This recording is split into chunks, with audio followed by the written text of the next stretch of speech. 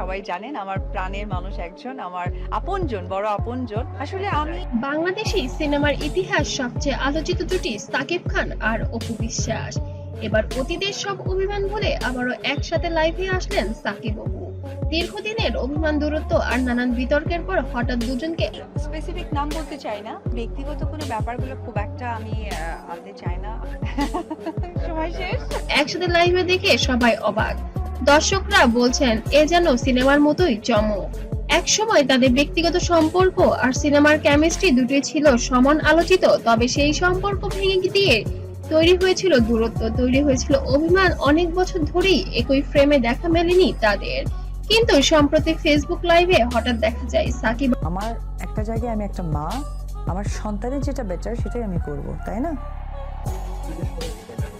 আর অপু বিশ্বাস বসে হাসি মুখে কথা বলছেন। মুখে ছিল অনেক মিষ্টি হাসি, অপুর মুখেও ছিল মিষ্টি হাসি, এবং সাকিব খান তো আরো উচ্চ কণ্ঠে যেন একটি শান্তির জায়গায় আছে এমনই ভাবে ছিলেন একসাথে। মুহূর্তেই ভিডিওটি সোশ্যাল মিডিয়ায় ছড়িয়ে পড়ে। এটা কি শুধু অতীত ভুলে নতুন শুরুর বার্তা, নাকি অন্য কিছু? লাইভে সাকিব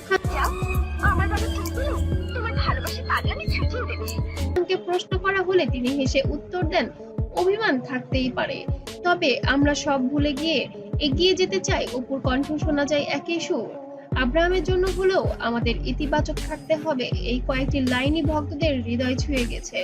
এখন আব্রাহামের জন্যই কি আসলে তারা এক হতে যাচ্ছে, নাকি বিষয়টি অন্য কিছু দিক দিয়ে গড়াচ্ছে, সেটা এখনো যেন ধোঁয়াশার মধ্য দিয়েই যাচ্ছে।